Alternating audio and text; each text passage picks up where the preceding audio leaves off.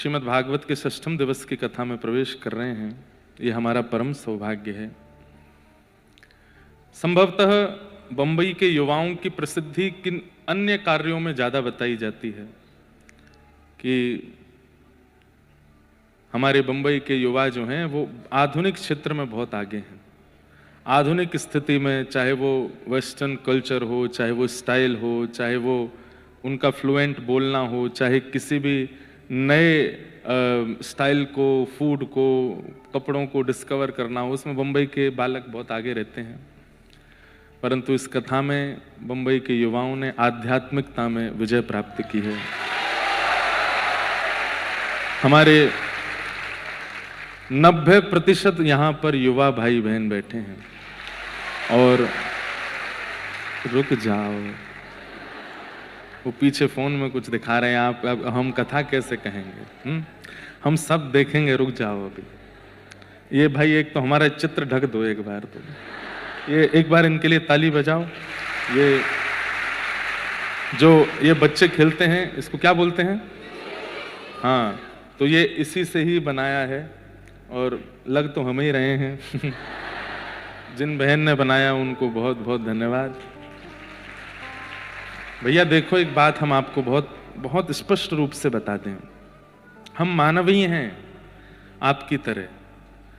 जीवन में कभी भी इस उद्देश्य से हमने कथा नहीं कही, ये बात हमारे परिकर के परिवार के लोग जानते हैं। पर निश्चित ही पूर्व जन्म में कोई ऐसी इच्छा रह गई होगी यश की, कीर्ति की, वो इस जन्म में हमको ठाकुर जी जबरदस्ती दे रहे हैं। पर देखो, वृषभानु के जमाई की जय। वाह, आप सबके भाव को प्रणाम है। हमारी बात तो सुन लो। तो सत्य में हम सत्य बता रहे हैं। अरे सुनो भैया, यही होता कथाओं में। ये माहौल पहले कभी किसी ने क्यों नहीं देखा? क्योंकि प्राचीन कथाओं में ज्यादातर 40 से ऊपर के लोग ही आते थे, धीर गंभीर शांत बैठे और आधे से ज्यादा सो गए। लेकिन अब कथाओं का रुख युवाओं ने ले लिया है, तो उनका नाम ही है लड़के लड़की। जो लड़के ही अपना काम करते हैं वही हैं लड़के लड़की। तो ये भक्ति भी ऐसे ही करते हैं। या तो युवाओं में भक्ति प्रवेश होगी, नहीं होगी तो ऐसी होगी महाराज कि दूसरे सब धरे रह जाएंगे। तो आप सब लोग हमारी बात तो सुनो। हमने कभी भी व्यास मंच का चयन, पहली बात तो हमने नहीं किया, व्यासपीठ ने चुना। दूसरी बात, कभी भी इस व्यासपीठ से धनार्जन करना, यश अर्जन करना या पब्लिसिटी अर्जन करना, आप लोगों को खींचना, लोग बाग सोचते होंगे इनकी टीम है, इनका ये है, वो कुछ भी नहीं है। हम अकेले व्यक्ति हैं, हमारे सीधे साधे सब ब्राह्मण देवता हैं। कई बार तो ऐसा कुछ भी नहीं है। लेकिन आप सब लोग निश्चित ही ठाकुर जी के भावों से जुड़ रहे हैं। आपकी भक्ति में वर्धन हो रहा है, आपकी सेवा में वर्धन हो रहा है। इसलिए हमारी जिम्मेवारी बनती है कि हम आपके मध्य में आएं और आकर के स्पष्ट रूप से अपने भाव और कथा का वाचन करें। आप सबको बहुत बहुत धन्यवाद है। आप लोग इतना उत्साह, इतना प्रेम रखते हैं। आज सुबह 4-5 बजे से ही लोग बाग लाइन में खड़े हैं। देखो, रात में 3 बजे से। जय हो। हम क्षमा मांगते हैं, आप लोगों को बहुत श्रम होता है, लेकिन ये उत्साह है आप सबका। हम तो बस हृदय से, मन से और बस सब रूप से एक ही बात पंडरीनाथ भगवान से कहेंगे। इतना उत्साह लेकर के आप लोग कथा में आते हैं। ठाकुर जी आपके इस जन्म में कृपा करें कि बस उनका साक्षात्कार आपको निश्चित हो जाए। आप सब लोग ऐसे ही भावों में बने रहें। हम मानव ही हैं और कई बार मानव अपनी क्रियाओं का केवल क्रम करता है, पर संसार के कई वैष्णव कई भाव उसका पालन करते हैं और कई लोग केवल उसमें दोष दिखाना और उसको कुछ ना कुछ करना प्रारंभ करते हैं। पर हमारा, आपका उद्देश्य हम नहीं होने चाहिए, या हमारी कोई भी स्थिति, हमारे भाव जो ठाकुर जी के प्रति आपको हम बता रहे हैं उनको ही आप पालन करो। हमें प्राप्त करना आपका उद्देश्य नहीं होना चाहिए। ठाकुर जी की प्राप्ति करो, लाल जी को प्राप्त करो। जीवन बहुत छोटा है, जीवन बहुत कम है। इतना श्रम, इतना परिश्रम आप कर रहे हैं, निश्चित ही आप ठाकुर जी का अनुभव करना चाहते हैं, वही उद्देश्य रखिएगा। और हम कह रहे हैं केवल हमारी कथा नहीं सुनिए, हमारे भारत के जितने भी श्रेष्ठ विद्वान हैं सबका प्रवचन सुना कीजिए, सबके भाव सुना कीजिए। बस उद्देश्य ये होना चाहिए कि उनके भाव से हमारे चित्त में भक्ति बढ़े, भाव बढ़े, प्रेम बढ़े, ठाकुर जी के प्रति प्रीति बढ़े। उसको आप लोग केंद्र में लेकर के आगे बढ़ें। इस साल नव वर्ष आने वाला है अंग्रेजी, और ये साल विश्राम की ओर है। अगले वर्ष प्रारंभ में ही एक संकल्प लीजिएगा और थोड़ा सा ठाकुर जी से कहिएगा, नाथ ये साल भी निकल गया, आप नहीं आए, आप नहीं मिले, आपका अनुभव नहीं हुआ। कम से कम अब हमारी उम्मीद है कि इस वर्ष में आपका अनुभव हो। इस भाव से अपने भक्ति भाव में आगे बढ़िएगा। आप सबको हम बहुत बहुत प्रणाम करते हैं, बहुत बहुत वंदन करते हैं। कितने बालक, युवा, भाई, बंधु सब कुछ ना कुछ सामग्री लेके आते हैं, पर हम सब स्वीकार नहीं कर पाते, उसके लिए भी हम क्षमा प्रार्थी हैं। हम सबसे नहीं मिल पाते, उसके लिए भी हम क्षमा प्रार्थी हैं। पर आप लोग कथा के प्रति ऐसा ही उत्साह रखिए, ऐसी हमारी भावना है, ऐसी हमारी आप सबसे अभ्यर्चना है। आज कथा का श्रेष्ठम दिवस है और ठाकुर जी वृंदावन आ गए हैं, भगवान का वृंदावन आगमन हुआ है। वृंदावनम संप्रविश्य सर्वकाल सुखावहम। वृंदावन ठाकुर जी को इतना प्रेम देता है, इतना इतना प्रिय लगता है ठाकुर जी को वृंदावन की, कि एकमात्र वृंदावन के लिए लिखा है सर्वकाल सुखावहम। ठाकुर जी को हर परिस्थिति से सुख देता है वृंदावन। अब वृंदावन का रूप अलग हो गया है, हमें जो दिख रहा है वो वृंदावन अब अलग जैसा है, पर अभी भी ठाकुर जी को सुख देता है वृंदावन। वृंदा कौन है? वृंदावी एक भगवान की गोपी है, वृंदावी एक भगवान की सहचरी है, वृंदा महारानी, वही वृंदावन है। इनका कार्य क्या है? ठाकुर जी की लीला को अनुकूल बनाना। जब कभी ठाकुर जी यमुना पुलिन पर जाते हैं तो बालुका अनुकूल हो जाती है, जब कभी भी ठाकुर जी निकुंज वन में जाते हैं तो निकुंज वन के वृक्ष अनुकूल हो जाते हैं। ठाकुर जी को कुछ भूख लगती है तो अपने आप फल प्रकट हो जाते हैं ठाकुर जी को पवाने के लिए। ठाकुर जी को सुगंधी की आवश्यकता तो गले की माला, सुंदर सुंदर पुष्प प्रकट हो जाते हैं। प्रिया और प्रियतम के सुंदर विहार में जो सुख प्रदान करे, जो पूर्ण रूपेण अपना योगदान प्रदान करे, वही है वृंदावन। वृंदावन का अभिप्राय और कुछ नहीं, और वृंदावन वासियों का भी अभिप्राय और कुछ नहीं होना चाहिए, केवल और केवल वृंदावन के प्रिया प्रियतम को सुख देना। यही वृंदावन और वृंदावन वासियों का उद्देश्य होना चाहिए, इसके अलावा कुछ भी नहीं। यदि कोई वृंदावन में रहकर के भी अपने सुख का विचार करे, अपने भावों का विचार कर रहा है, तो वृंदावन में रहकर के वो वृंदावन के नियम का पालन नहीं कर रहा। वृंदावन शतक, उसमें एक श्लोक है, भ्रातः तिष्ठ टले टले विटपिनाम ग्रामेषु भिक्षामटः स्वच्छंदम पिबयामुनम जलमलम चीराणि कंथाम कुरु सम्मानम कलयाति घोर गरलम नीचपुमानम क्षुधा श्री राधा मुरली रवो ब्रज सखे वृंदावनम मत्यज। ध्यान से सुनिएगा, अभी तक वृंदावन प्राप्त हुआ ही नहीं लोगों को। हल्ला मचता है, लाखों की भीड़, करोड़ों की भीड़ वृंदावन में। अभी स्थिति यह है, चक्का जाम है वृंदावन का। लेकिन इतनी संख्या में लोग पहुंच गए, लेकिन वृंदावन के लिए अनुकूल नहीं बन पाए हैं। अभी वो वृंदावन वासी नहीं कहलाएंगे। वृंदावन में अनुकूल कौन है? सुनिए कितना कठिन है। भ्रातः तिष्ठ टले टले विटपिनाम ग्रामेषु भिक्षामटः। वृंदावन में रहने वाला व्यक्ति या वृंदावन वास करने वाला व्यक्ति, अच्छा ये सारे नियम व्रज में जन्मे व्रजवासियों के लिए नहीं है, उनके ऊपर मत थोपिएगा। ब्रजवासियों के लिए ये सारे नियम नहीं है, ब्रजवासी अलग हैं, वो ठाकुर जी के हैं। वो तो अपने पूर्व में इतने तप कर चुके हैं कि उनका जन्म वृंदावन में हो गया। ये तो वृंदावन वास की इच्छा रखने वाले, वृंदावन जाने वाले लोगों के लिए नियम क्या होने चाहिए, ध्यान से सुनो। भ्रातः तिष्ठ टले टले विटपिनाम ग्रामेषु भिक्षामटः। वृंदावन जाने वाले लोग प्रयास करें कि वे मधुकरी पा करके अपना जीवन निर्वहन, जितने दिन वृंदावन में रहे मधुकरी पावे। मधुकरी मतलब ब्रजवासियों के यहां से, ना किसी होटल पे पावे, ना किसी बाहर किसी रेस्टोरेंट में जामे, ब्रजवासियों के आगे जाकर के अंजलि फैला करके कहें कि आपके घर में जो सामग्री हो हमें प्रदान करो। ब्रजवासियों के यहां की मधुकरी पावे। दूसरा, स्वच्छंदम पिबयाम उनम जलमलम। प्यास लगे तो यमुना जी का जल पान करे, पर यमुना जी का जल पीने योग्य हम लोगों ने छोड़ा नहीं। बंधुओं, इस विश्व में भगवत प्राप्ति के लिए लोग कितने साधन करते हैं, नाम करते हैं, जप करते हैं, तपस्या करते हैं, वैदिक नियम का पालन करते हैं, लेकिन जो ठाकुर जी को अति प्रिय है वो कोई नहीं करता। क्या? पर्यावरण के प्रति मित्र भाव। ठाकुर जी से ज्यादा पर्यावरण प्रेमी कोई नहीं है।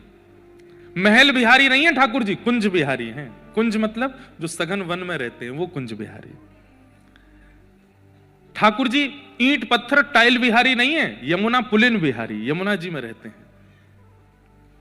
वो गिरिवरधारी हैं, पर्वतों का संरक्षण, वृक्षों का संरक्षण, यमुना जी का संरक्षण, जल का संरक्षण, मृद भक्षण लीला, मिट्टी का संरक्षण, पर्यावरण के प्रति कितने सजग हैं ठाकुर जी। पूरी कृष्ण लीला बाल्यकाल से लेकर के मथुरा तक अगर आप उठा के देखेंगे, ठाकुर जी ने केवल पर्यावरण का ही संग किया है। स्वर्ण का मुकुट नहीं पहनते ठाकुर जी, वृंदावन में रज लगाए घूमते हैं। गले में आभूषणों की माला नहीं धारण करते, वनमाली राधा कृष्ण वनमाली पहन करके, वन की मालाएं पहन के घूमते हैं। पादुका नहीं पहनते, अनावृत चरणों से विचरण करते हैं श्री धाम वृंदावन में। और उसी पर्यावरण को हम लोगों ने कितना दूषित कर दिया। ठाकुर जी को इतनी पीड़ा होती होगी वृंदावन में आज, कि जिस वृंदावन से हमने इतना स्नेह किया, जिसका नाम ही वन है, जिसका नाम ही वृंदा का वन है, उसको आज बिल्कुल वन नहीं छोड़ा। यमुना जी, आप जल पान नहीं कर सकते यमुना जी का, ऐसा यमुना जी का जल है। कभी कभी मुझे लगता है इतनी संख्या में लोग वृंदावन जा रहे हैं, इतना जप तप कर रहे हैं, फिर भी ठाकुर जी मौन क्यों बैठे हैं? क्योंकि ठाकुर जी कहीं ना कहीं नाराज है हमसे कि तुमने हमारे वृंदावन को कैसा कर दिया। हम वृंदावन के निवासी हैं, 28 वर्ष की आयु हो गई, कितने वर्ष हो गए मैं यमुना जी का आचमन नहीं कर पाया अभी तक। हम यमुना जी में स्नान नहीं कर पाए। अपने ठाकुर जी का अभिषेक करना होता है ज्येष्ठाभिषेक पर, तो कट्टा पत्थर एक स्थान है हरिद्वार से आगे जाकर के, वहां यमुना जी आती, वहां से यमुना जल लाना पड़ता है। हमारे इतने युवा अगर एक साथ जुड़ जाएं, नाम भी करो, जप भी करो, लेकिन एक पहल चालू करो कि भाई वृंदावन को पुनः वृंदावन बनाओ। उसके लिए वृंदावन को जो प्रदान करना पड़े, हम ठाकुर जी के निकुंज को सजाएंगे तो ठाकुर जी हमारे जीवन को सजा देंगे, ठाकुर जी आनंदित हो जाएंगे। पर हमारी इच्छा तो ऐसी है कि ठाकुर जी बुरो बावड़ों से वृंदावन पढ़ो रे, आप तो हमें प्राप्त है जाओ। ठाकुर जी कह रहे हैं पहले मेरे निकुंज को तो योग्य बनाओ। इतनी संख्या में युवा अगर ठाकुर जी के पास पहुंच जाएंगे, ठाकुर जी कहेंगे अरे तुम सब क्षमतावान हो, तुम सब बुद्धिमान हो, तुम सब योग्य हो, लग जाओ ना मेरे वृंदावन को कुछ बनाने में, सबको स्वीकार करूंगा मैं, सारे दोष भुला करके सबको अंगीकार करूंगा। उस रास का अनुभव सबको ठाकुर जी करा देंगे, जिस रास का हम चर्चा सुनते हैं कथा में।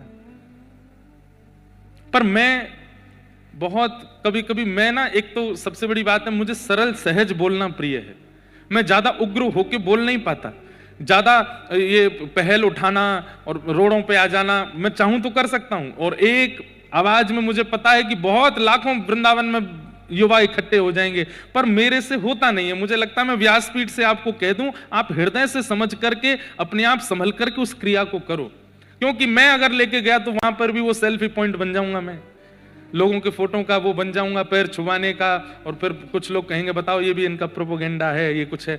वो सब मैं नहीं चाहता। मैं चाहता हूं आप अपनी बुद्धि विवेक से विचार करो, जरूरत पड़ेगी तो मैं आऊंगा आगे लेकर के सबको वृंदावन का कुछ करेंगे। वृंदावन मार्जन उत्सव होना चाहिए। इतने लोग वृंदावन जाते हैं, कई लोग कहते हैं हर महीने हम वृंदावन जाते हैं।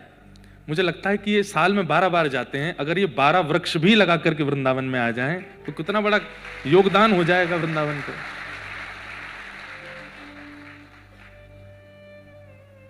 आज मंदिरों को तोड़ना, वृंदावन में ये बनाना वो बनाना, ये सब चल रहा है।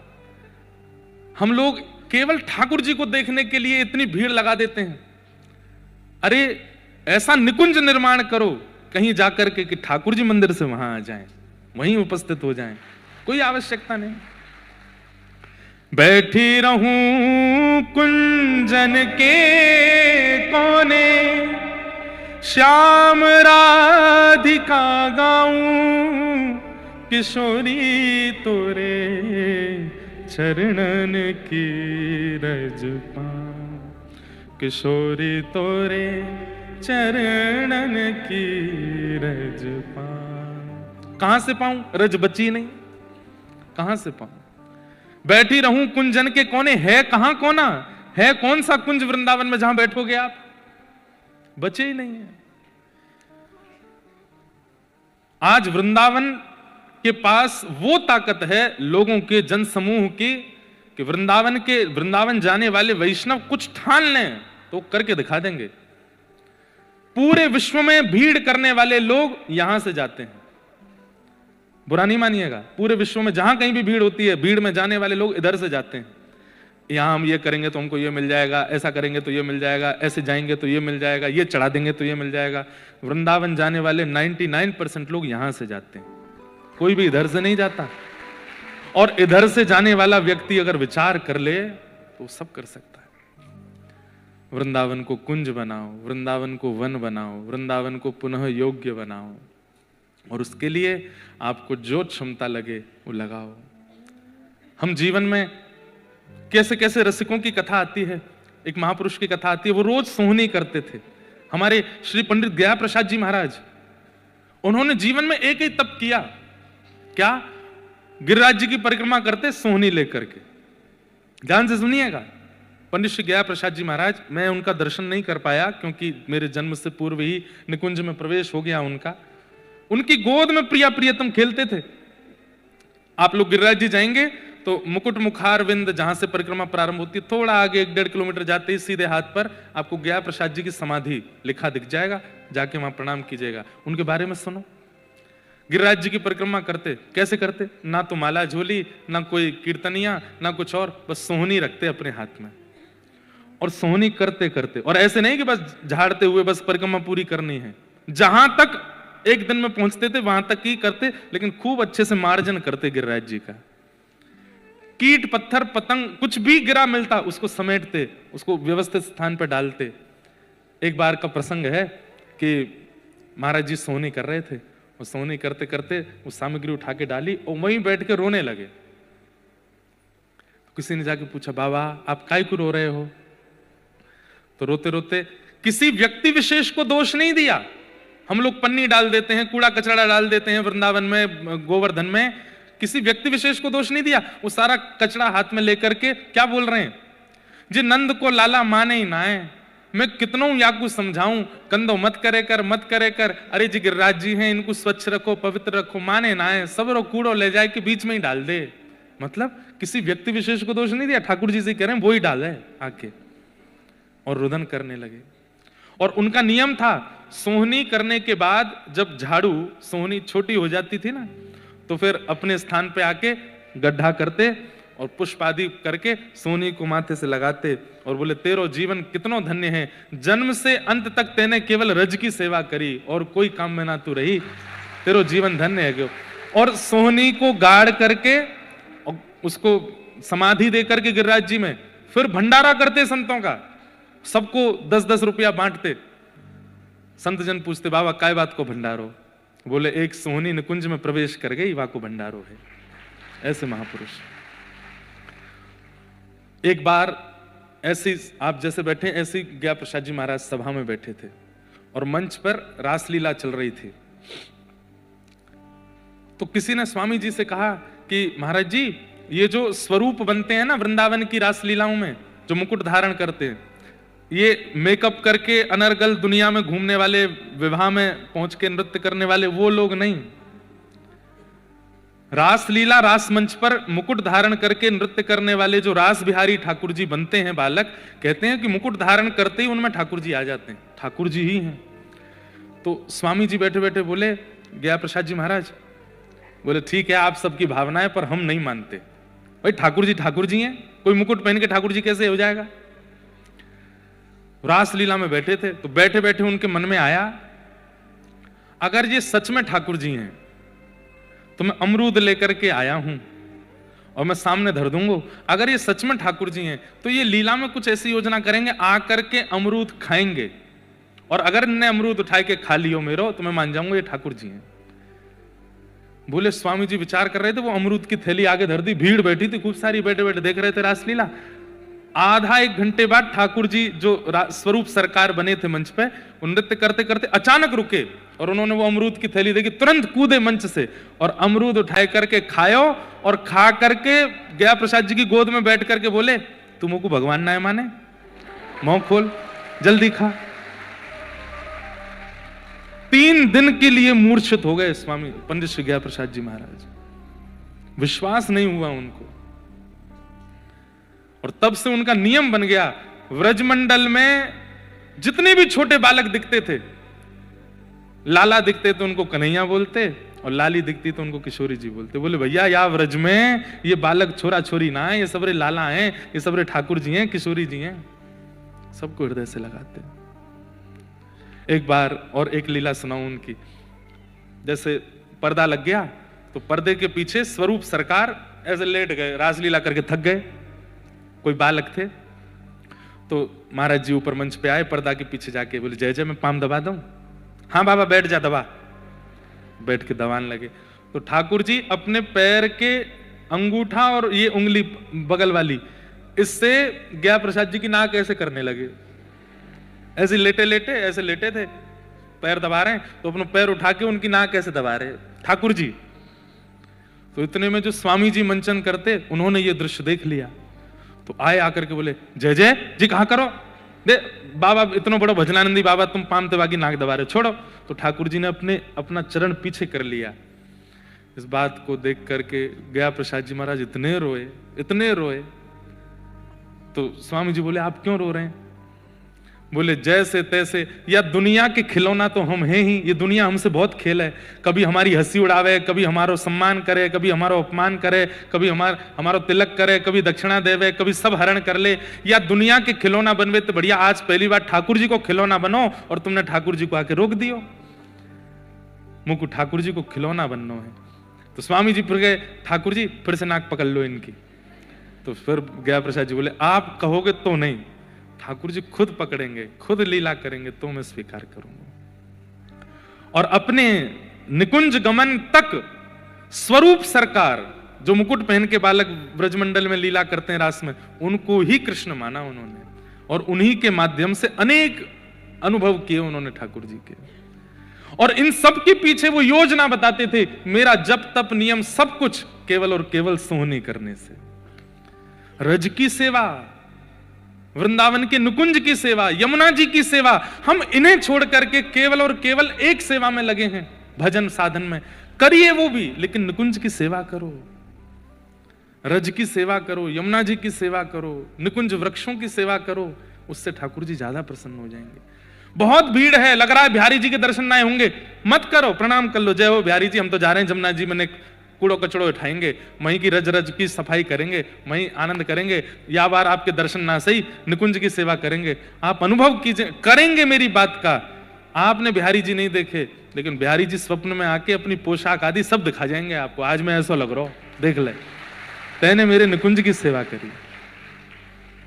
ताज बेगम का नाम सुना? मुस्लिम थी, पर जब से ठाकुर जी का दर्शन किया एक खिड़की में से, बस तब से निहाल हो गए। सब छोड़ करके वृंदावन आ गए। उनको मंदिर में प्रवेश वर्जित कर दिया पुजारियों ने, बोले आप अंदर नहीं आ सकती। तो उन्होंने जिद नहीं की, लड़ाई नहीं की किसी से, बोले कोई बात नहीं, मैं योग्य नहीं हूं तो मैं बाहर ही रहूंगी।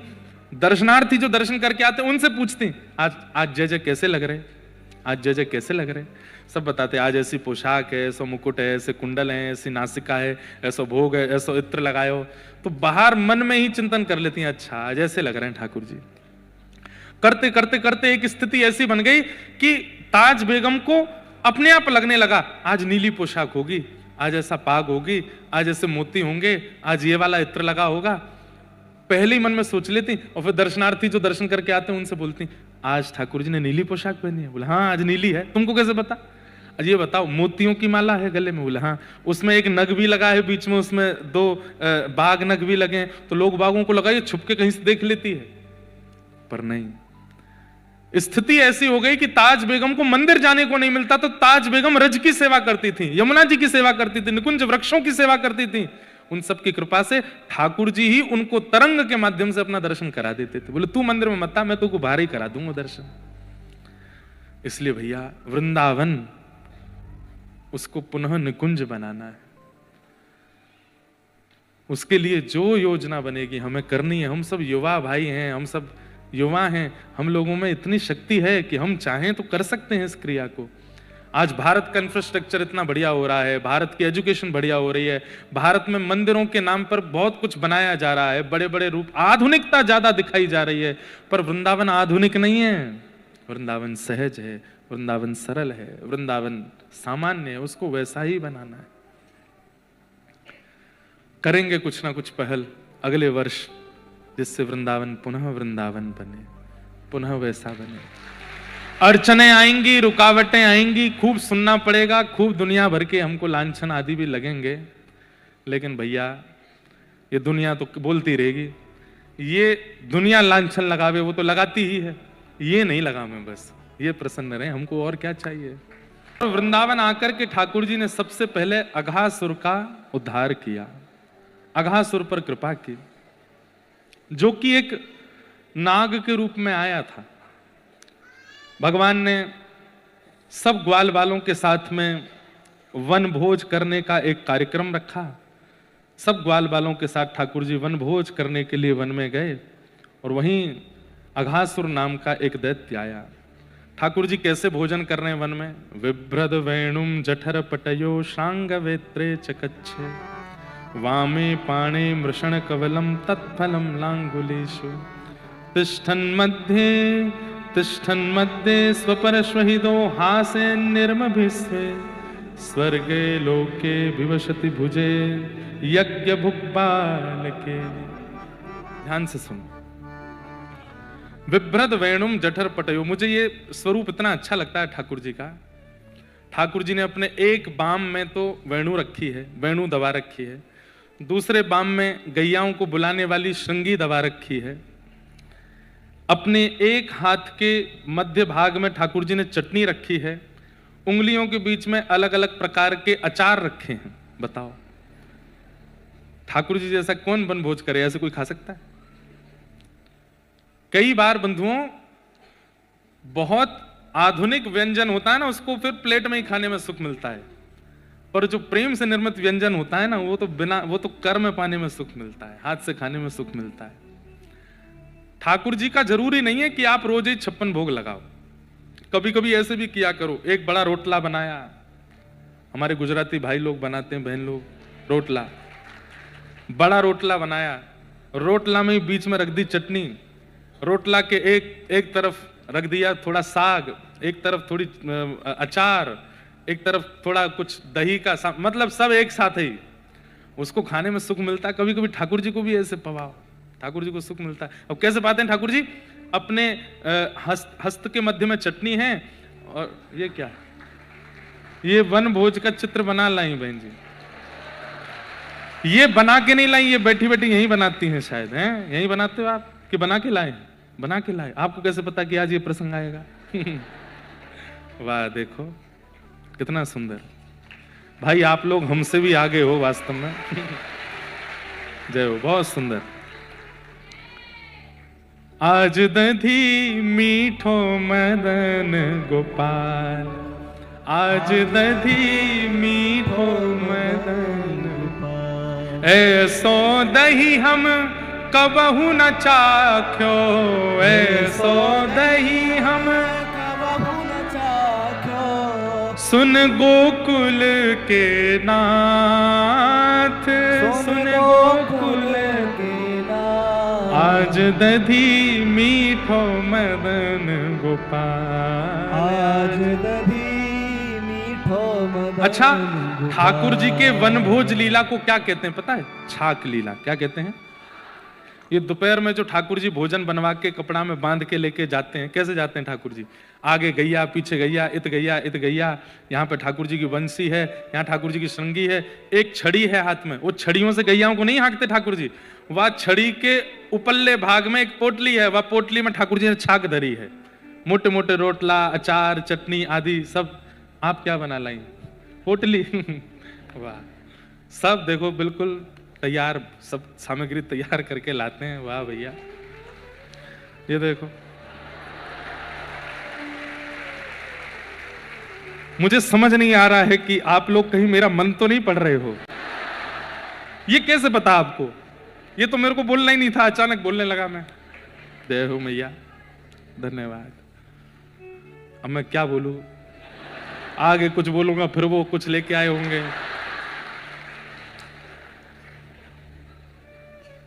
हमारे एक मित्र हैं, वो पर्चा तो बनाते हैं। अब उनको हम बोल देंगे कि भाई हमारे बंबई के वैष्णव जो हैं ये पर्चा नहीं बनाते, ये तो प्रैक्टिकल लेके आ जाते हैं। कथा में जो भाव कहना है वो इनके पास ऑलरेडी होता ही है। तो ठाकुर जी कैसे जाते हैं? आगे गाय है, पाछे गाय है, इतुत गाय है, सब गायों के बीच में ठाकुर जी, और ऐसे अपने साथ में छड़ी पे ऊपर उसमें पोटली में ठाकुर जी सामग्री लेके जाते हैं वन में। और फिर वन में जाकर के विभ्रद वेणुम जठर पटयो श्रांग वेत्रे चकच्छे। ठाकुर जी दोनों तरफ ऐसे वाणु और श्रृंगी को लगा लेते हैं। अपने हस्त के मध्य भाग वामे पाणे मृषण कवलम, अपने बाम हस्त में तो ठाकुर जी ने कवल यानी कि रोटी पकड़ी है, और तत्फलम लांगुलीशु, अपनी उंगलियों के मध्य में अलग अलग फलों के अचार ठाकुर जी ने लगा रखे हैं, और बीच में चटनी रखी है। कैसे खाते हैं? एक बार रोटी खाते हैं, फिर कोई अचार चाटते हैं, फिर रोटी खाते हैं, फिर चटनी चाटते हैं, फिर रोटी खाते हैं, फिर सामने बैठे ग्वाल वालों से कहते हैं तू काले क्या आयो? बोले मैं तो लाला बैगन को साग लेके, ला खवा मोकू, तो उसके हाथ से खाते हैं। तू का लेके आयो? बोले लाला मैं तो दाल लेके आयो, मोकू खवा। तू का लेके आयो? बोले मैं तो कढ़ी लेके आयो, बोले मोकू खवा। उनके यहां से भी पाते हैं। तिष्ठन मध्य स्वपरिश्वहिदो हासयन निर्म भिस्वे, बीच में बैठे हैं ठाकुर जी, चारों तरफ ग्वाल वालों के बीच में बैठ करके ठाकुर जी हास परिहास कर रहे हैं, हंस रहे हैं, गा रहे हैं, नाच रहे हैं, आनंद कर रहे हैं। अब इसमें दो लीला आती हैं। एक लीला तो थोड़ी प्रसिद्ध सी है कि मधुमंगल नहीं बैठा। ठाकुर जी बोले अरे मधुमंगल कहां गए हो? दूसरा बोलो लाला मैं बताऊं? बोले हाँ, कड़ी लेके आयो है। और बाकू यूं लगी तू सबरी चट्ट कर जाएगो तो एकांत में पारो है। ठाकुर जी बोले याकू मैं बताऊं, मोते बचा के ले जाएगो। तुरंत ठाकुर जी ने फेंटा बांधो, दौड़ करके गए और देखी तो मधुमंगल मोते लगाए कड़ी पी रहा है। ठाकुर जी बोले अरे कैसे मोह दैनी ना पड़ जाए, हमारे एकांत में पारो है। मधुमंगल तुरंत कड़ी पी गया था। यहाँ पे पूरी मूछ मूछ बन गई है, मुखमंडल पर थोड़ी कड़ी लगी। लाला ऐसी बात ना है। तो क्या बात है? लाला तेरे घर तो रोज भोजन बने, हम तो गरीब ब्रजभासी हैं। 4 दिन पहले कड़ी बनी, मैया ने कहीं से छाछ ले आई, खूब सारी कड़ी बना दी। 4 दिन तो वही खा रहे हैं। अब वो बासी है गई, खट्टी है गई, और तो को खट्टी पिवाऊंगो तेरी आंख मिच जाएंगी, गले में लगेगी, कोई रोग है जाएगो। तू माने ना है खाए बिना, या हमारे एकांत में खा रहा हूं। ठाकुर जी बोले मोकू तो फिर भी मिल गई। कहां से मिल गई? अब तो खत्म। सो ठाकुर जी ने थोड़ी पकड़ी और अपने समीप खींच करके जीभ निकाल के वाको मुंह चाट गए। वहां की नासिका पे चाट गए, होठन पे चाट गए, गारन पे चाट गए। ठाकुर जी बोले बड़ी खट्टी है लेकिन आनंद है, रोज स्वाद है। मधुमंगल के नेत्रों से अश्रुपात होने लगे। ठाकुर जी को अंक में भर लिया। वो लाला तू इतनो प्रेमी काहे को है? अरे हम ब्रजवासी, हमें कोई पूछे ना, हमें कोई देखे ना, गोवरन की सुगंधी सी आती रहे तन में ते, तू काहे को हम तो इतनो स्नेह करे? अरे हम तो एक ही लत्ता 2-2 बार पहन ले, 3-3 बार धारण करते रहे, हम तो इतने पवित्र भी ना है। लाला तू इतनो प्रेम काहे को करे? ठाकुर जी बोले क्यों, तू मेरो ना है? ये ब्रजवासी मेरे ना है? तुम सब मेरे ना हो? अपने बालक की, छोटा बालक यदि विष्ठा आदि त्याग कर दे तो क्या मैया को दूर पटक दे कि अरे भैया दुर्गंध आ रही है हमें? अरे बालक तो बालक है, अपनों तो अपनों है। अपनी की तो विष्ठा भी हो, अपने की तो दुर्गंध भी हो, तो भी स्वीकार करी जाए। तुम सब मेरे हो। ब्रजवासी वल्लभ सदा मेरे जीवन प्राण। तुम सब ब्रजवासी मेरे प्राण हो, इनको ना ही बिसारी हो मोहि नंद बाबा की आन। तुम ब्रजवासी ने कभी ना भूल सकूंगा। या हमारे ब्रजवासी के लैया भैया 100 गलती 100 खून माफ है। ब्रजवासी ठाकुर जी उनसे नाराज ना हूं मैं, क्यों? ब्रजवासी मेरे प्राण है। जय। लेकिन ब्रजवासी को भी विचार करना चाहिए कि ऐसे ही नहीं कि ठाकुर जी ने प्राण कह दी तो हम कुछ भी करें। ठाकुर जी के अनुकूल रहना चाहिए। एक लीला तो यह है। दूसरी लीला क्या है जो हमारे अष्ट सखाओं ने वर्णन किया, जो पद में गा रहा था, आज दधि मीठ हो मदन गोपाल। ठाकुर जी अपने गोद में घड़ा लेके दही को और वहां में से निकारें और सब ग्वालान को दे रहे हैं, लो दही खाओ। अब ठाकुर जी के हाथ को दही, अब जैसे एक को दे दें तो दूसरो आ रहा है, तो दही को स्वभाव है कि पूरी पूरी ना निकल जाए, एक रह जाए ना हाथ में, तो दूसरो दही निकालवे तो पहले ठाकुर जी चाट ले और स्वयं भी खा रहे हैं, दूसरे इनको भी खवा रहे हैं। आपुन खात खवात सबन को, ऐसे हमारे गोकुल के नाथ। तो जब ठाकुर जी स्वयं पाते हैं तो उनका अधरामृत लग जाता है और अधरामृत के साथ फिर दही लेकर के जैसे देते हैं, तब सब ब्रजवासी कह रहे हैं, ऐसो दही हम कबहू ना चाखो सुन गोकुल के नाथ। आज तो बहुत जोर का है। अब तो महाराज भीड़ लग गई, सबरे ग्वाल बालन की हमू खाएंगे। इतने में वो मटका को दही सबरो खत्म है गो। 5-6 ग्वाला बच गए। लाला जी तो गलत बात है, सबरो दही तो खत्म है गो, अब क्या करें? और जो हाथ में भी थोड़ा बहुत हो वो भी ऐसे पूरा ले करके जो बच्चों भयो वो भी कोई को दे दियो। अब 2-4 कहीं कहीं हाथ में लगो भयो है, यहां तक ठाकुर जी के सने हाथ सब निकाल के ठाकुर जी बांट चुके, थोड़ा बहुत रह 5 ग्वाला रह गए। तब ठाकुर जी ने कहा कियो, जो नहीं पायो सुनो मेरे भैया, जिनको नहीं मिलो दही इतकू आओ। अब जिनको मिलो वो तो ठेंगा दिखा रहे हैं, अरे तुमको नहीं मिलो हमको तो मिल गो। और जो नहीं पायो सुनो मेरे भैया इतकू आओ, मेरी हथेली चाट लो, मेरा हाथ चाट लो, जहां जहां तुमको नेक नेक दही मिले सब चाट लो। तो ठाकुर जी को हाथ लेके एक उंगली एक चाट रहो, दूसरो चाट रहो, यहां ते चाट रहे, सब जगह ते ठाकुर जी के हाथ को चाटन लगे। ब्रजवासी के नेत्र सजल है गए कि देवता आकाश में खड़े खड़े सोच रहे हैं, अपवित्र पवित्रो वा सर्वावस्थांग तो पिवा यस्मरेत पुंडरी काक्षम सवाई अभ्यंतर सुचि। हम लोगों को इतनी पवित्रता का विधान बता रखा है, सुबह नहाओ, दोपहर में नहाओ, रात्रि में फिर नहाओ, मौन रहो, मेरा भोग बनाओ तो मुख पे पट्टी बांध करके बनाओ, और बिना नहावे धोए भीतर मत आना। और कई मंदिरों में तो नियम है कि वस्त्र गीले करो, गीले वस्त्र ही पहन के सेवा में जाओ, अप्रश्न सेवा करो। हमारे लिए इतने नियम, और ब्रजवासी तो हम कह रहे हैं चाट जाओ, और वह मधुमंगल के मुंह पे लगी कड़ी चाट गए। हमारे लिए इतने नियम और इन ब्रजवासियों के लिए कुछ भी नहीं। तब ब्रह्मा जी बोले बात ये नहीं है। बोले तो बात ये है कि ये कृष्ण ही नहीं है, ये कोई भैलू पिया है। भैया ठाकुर जी नहीं छोड़े लोगन ने, ठाकुर जी पर भी संशय कर लिया। बोले ये भगवान है ही नहीं, ये भगवान नहीं है। अरे ये कोई भगवान की लीला होती है? जिनको वेदों की ऋचाओं से, जिनको यज्ञ आहुतियों से प्रसन्न किया जाता है, जिनके लिए नेति नेति कह के वेद पुकारते हैं, तब जाकर के वो सुनते हैं, वो इन ब्रजवासियों के साथ गैया चराते हैं। अरे मैंने तो सुना है यशोदा मैया 2-2 दिन तक नवाती भी नहीं है इनको, ये भगवान है? हाँ, आजकल का जो मौसम है ठाकुर जी नहामे थोड़े ही हैं। जगन्नाथपुरी में तो जगन्नाथ भगवान के समान बड़े बड़े शीशे हैं, तो जगन्नाथ महाप्रभु के सामने शीशे रख दिए जाते हैं, तो जैसे ही जगन्नाथ जी का प्रतिबिंब उसमें आता है, पुजारी जी शीशा ही नवाते हैं, जय हो नालिए ठाकुर जी। आप लोग ऐसा मत करना, सुबह सुबह लोटा लेकर के शीशा में खुद को देखा, ले भैया नहा लियो, बाल बाल काट करके पहुंच गए ऑफिस। लेकिन हमारे ठाकुर जी लाडले लाल हैं। कौन है? लाडले लाल हैं, बड़े लाडले। हमारे वृंदावन में श्री राधारमण जी, राधा वल्लभ जी आदि में ठाकुर जी के होती है, ठाकुर जी को नित्य थोड़ा थोड़ा जल से स्नान करा देते हैं, फिर उसके बाद जो ऐसे वस्त्र होते हैं इसको कोसे पानी, गर्म पानी से न गीलो करके ठाकुर जी के ऐसे पहुंच देंगे, हाथ पाम सब है गए, ठाकुर जी नहा लिए, बस याद ज्यादा नहीं, जाड़ो लग जाएगा, नेक्स्ट तो लाला है। छोटे बच्चे वैसे भी सर्दियों में कभी कभी नहाते हैं, ऐसे हमारे लाल जी हैं। तो ब्रह्मा जी बोले मैंने तो सुना है यशोदा मैया 2-2 दिन नहाती भी नहीं है इनको, और चोरी करना ये परमात्मा सिखाते हैं। और इस प्रकार से ग्वाल बालों के संग गैया चराना, उनके गोबर में लौट जाना, उनके मुख से जो है स्पर्श करके, ये भगवान नहीं हो सकते। तुम देवताओं मेरी बात मान लो, ये भगवान है ही नहीं। तो सब देवता बोले ब्रह्मा जी क्या करें फिर, कैसे पता करें कि ये भगवान है कि नहीं? बोले रुको, इसके सारे ग्वाल बालों को मैं हरण करके लाता हूं। ब्रह्मा जी नीचे आए, ठाकुर जी हस्त प्रक्षालन करने के लिए यमुना जी में गए थे। एक पंढरपुर में गोपाल काला होता है, जो लोग पंढरपुर जाते होंगे उनको पता होगा गोपाल काला। और महाराष्ट्र में वारकरी वैष्णव जब कोई उत्सव करते हैं तो उसके विश्रांति में गोपाल काला, तो एक प्रकार से उसको रास कहते हैं, गोपाल काला।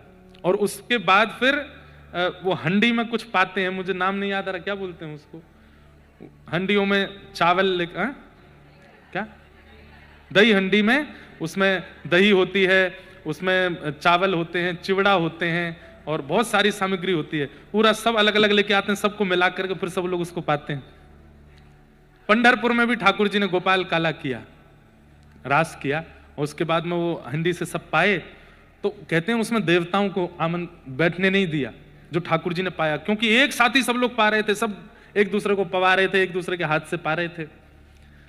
तो कहते हैं देवताओं को वहां आने नहीं दिया। तो कहते हैं कि देवता चंद्रभागा नदी में मछली बनकर के पहुंच गए। बोले क्यों? बोले खाने के बाद हाथ धोने तो आएंगे, तो जब हाथ धोएंगे तो जो बचेगा हाथ का वो हम पालेंगे। तो ठाकुर जी जैसे ही हाथ धोने पहुंचे, देखा मछलियां नहीं है, सबरे 4 मुंह वाले 3 मुंह वाले सबरे देवता हैं। ठाकुर जी बोले सुनो, हाथ मत धो। बोले तो क्या चाट लो हाथ को, इनको मिलना ही नहीं चाहिए। ये सब प्रेम की वस्तुएं हैं बंधुओं, इन प्रेम की वस्तुओं में कौन पहुंचे? गोपाल काला लिया है क्या? क्या बनाया है? अच्छा वो चाट रहे हैं, वाह अद्भुत हो भैया सब। तो ब्रह्मा जी आए और भगवान के ग्वाल बालों का हरण करके ले गए। ठाकुर जी लौट के वापस गए तो देखा एक भी ग्वाल बाल नहीं है। ठाकुर जी ने मन में विचार किया कहां गए सब। तभी ठाकुर जी ने नेत्र बंद करके ध्यान लगा करके देखा तो ब्रह्मा जी हरण करके ले गए। ब्रह्मा तुझे तो बताऊंगा और ऐसा मजा चकाएंगे कि तुम जीवन भर याद रखोगे। ठाकुर जी ने अपने अंग से ही सारे ग्वाल बाल प्रकट कर लिए और जैसे मधुमंगल है, जैसा श्रीदामा है, अरे मधुमंगल श्रीदामा प्रकट नहीं किए, उनके वस्त्र तक भी ठाकुर जी ने स्वयं से प्रकट कर दिए और बिल्कुल जैसे उनकी चाल ढाल सब कुछ वैसा बन गया। हमारे पूज्य नाना जी पंडित श्री कृष्ण लाल शास्त्री जी बहुत अच्छी एक लीला सुनाते थे, ध्यान से सुनना। 2:30 बज गए, 3 बजे हमको कथा विश्राम करनी है।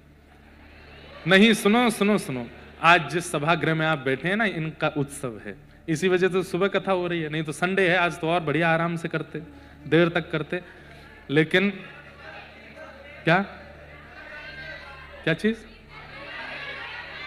मरीन ड्राइव की अनुमति नहीं दी है। बोले आप लोगों के संग बड़े उपद्रवी श्रोता हैं, इस समुद्र में कूद काद जाएंगे। तो प्रशासन ने हमको कहा कि मरीन ड्राइव पे कीर्तन अभी मत करो, अगली बार करना। तो हमने कहा ठीक है, सुनो कथा सुनो। क्या बता रहा था मैं?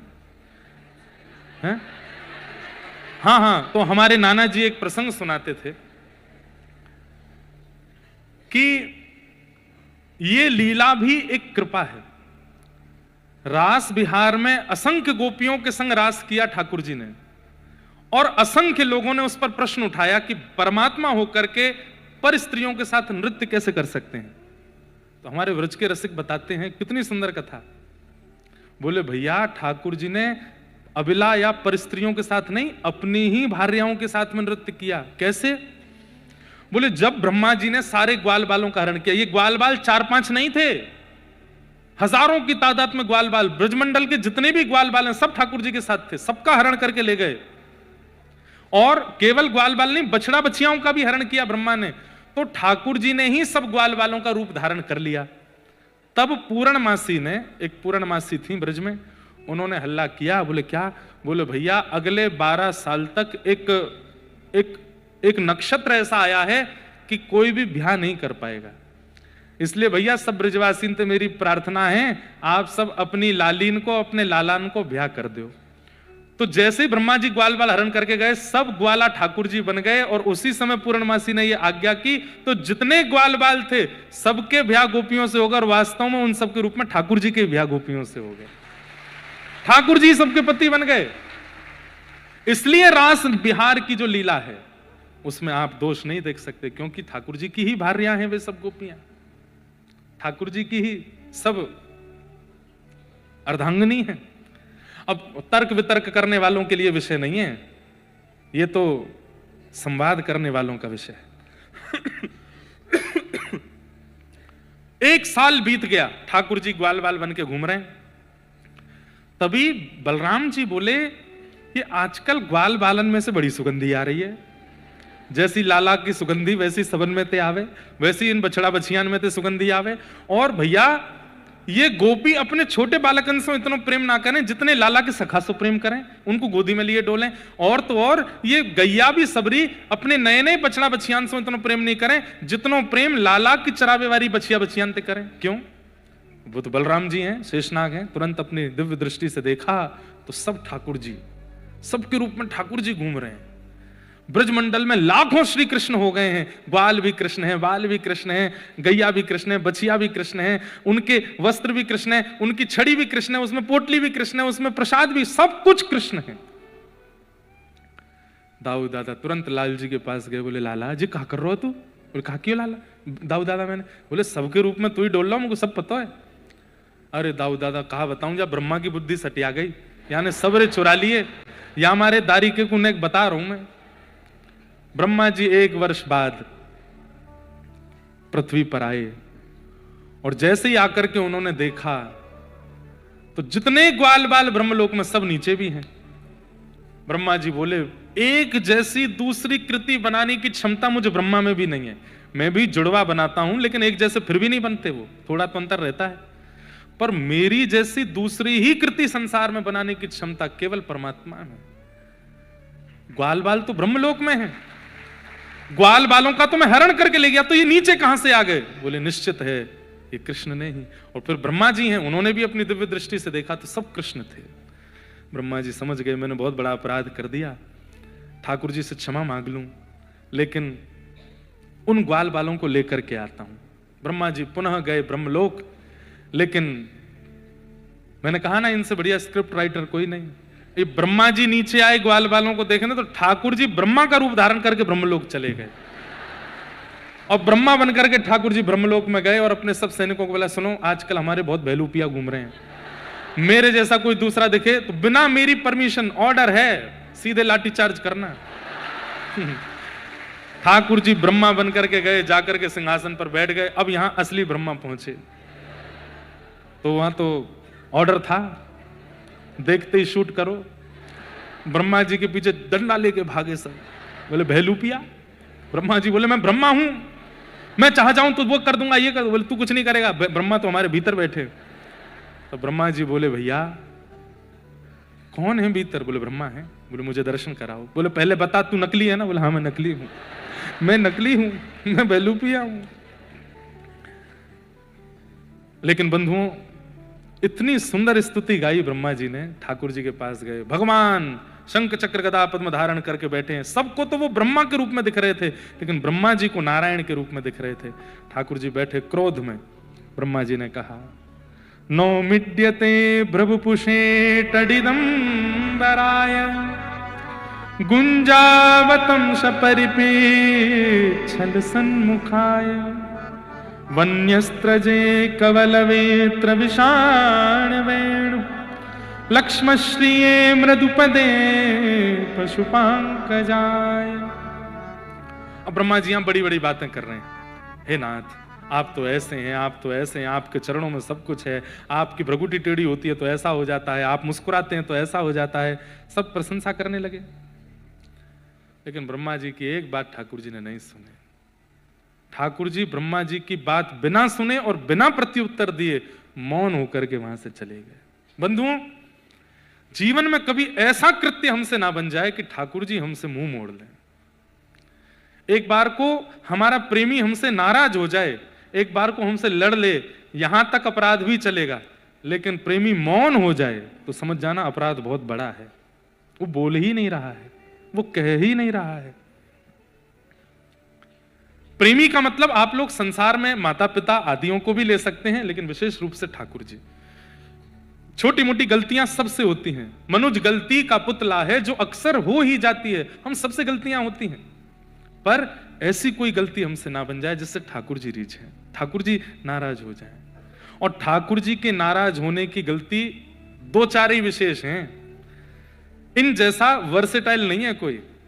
इतनी कम अपराध दे रखे हैं ठाकुर जी ने, बोले बाकी की जितनी भी गलतियां करोगे कर्म तुमको दंड देगा, पर मैं दंड नहीं दूंगा। मैं दंड कब दूंगा? उसमें सबसे पहली गलती वैष्णव अपराध। किसी भी भक्त का, किसी भी वैष्णव का, किसी भी भगवत नाम का गुणानुवाद गाने वाले का, या किसी भी प्रकार से भगवत आराधन करने वाले का अपराध ठाकुर जी सहन नहीं करते।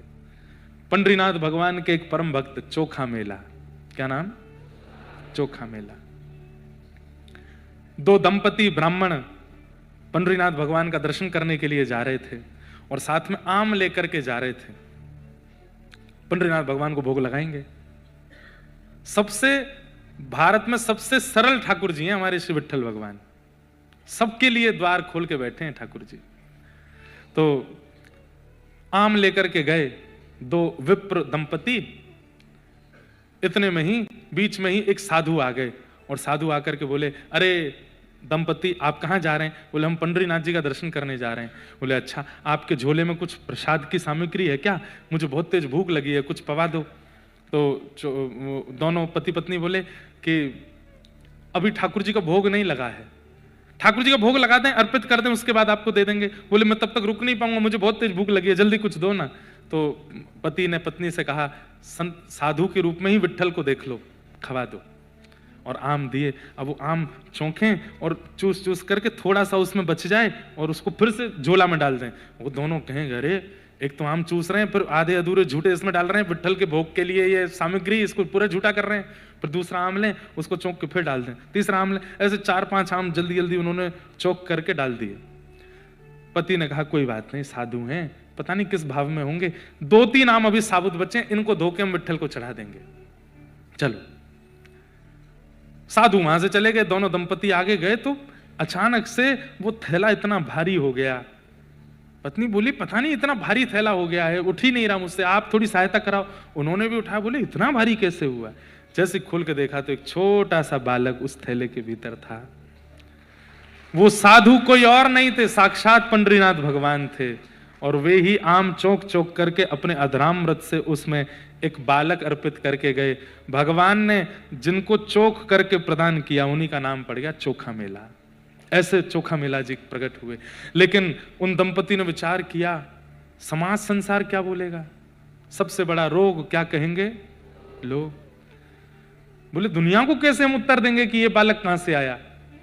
घर परिवार के लोग तो जानते हैं कि मैं गर्भवती नहीं हूं, और अचानक से इस बालक को लेकर घर जाऊंगी तो क्या कहेंगे, कैसे बताएंगे हम कि ये बालक कैसे आया?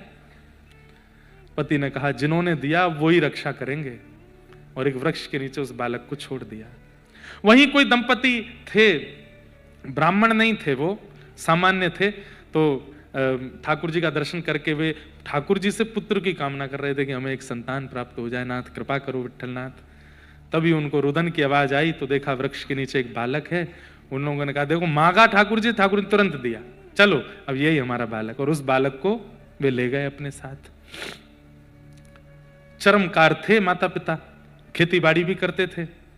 बालक का नाम चोखा मेला पड़ा, या ऐसा कहें नाम तो उस समय कुछ और होगा, लेकिन बाद में जब इनका प्रकाश हुआ तब संतों ने इनका मूल नाम बताया कि इनका नाम तो चोखा मेला है। ये ठाकुर जी के प्रसाद से प्रकट हुए। धीरे धीरे बड़े हुए। पिताजी से विट्ठल भगवान की कथाएं सुनते थे। एक दिन उनके मन में आया कि दुनिया के लोग इतना प्रसाद चढ़ाते हैं, मैं क्या चढ़ाऊं? तो अपने खेत की ही सामग्री, अपने खेत में लगे हुए फलों को ही तोड़ करके बड़े भाव से, बड़े उत्साह से चोखा मेला जी अपने एक वस्त्र में सारे फल तोड़े, विठोबा को खिलाऊंगा, अपने हाथ से अर्पित करके आऊंगा। पहुंच गए। जैसे ही मंदिर पहुंचे, मंदिर में जाकर के ठाकुर जी के सन्मुख प्रसाद खोलने लगे तो कुछ पुजारी ने, क्या कर रहे हो? बोले कि मैं प्रसाद लेके आया हूं ठाकुर जी का, अपने हाथ से पवाऊंगा विट्ठल को। बोले तू अधिकारी है, इतना पवित्र आत्मा है, इतना पवित्र जन्म है तेरा कि तू अपने हाथ से पवाएगा ठाकुर जी को? बोले तो इसमें क्या हो गया, सब सामग्री होती तो भूमि में ही है, अब भूमि में तो हर प्रकार की वस्तु होती है, वो तो पवित्र नहीं होती, ठाकुर जी फिर भी पाते हैं। तो मैं जीव हूं, मेरी पवित्रता अपवित्रता मेरे जन्म से कैसे हो सकती है? अच्छा जवान लड़ाता है हमसे, लोग बागों ने मार पीट करके चोखा मेला जी को भगा दिया और उनके फल की सामग्री भी बाहर फेंक दी। बोले तेरे हाथ का छुआ पंडरीनाथ नहीं पाएंगे, तू योग्य नहीं है।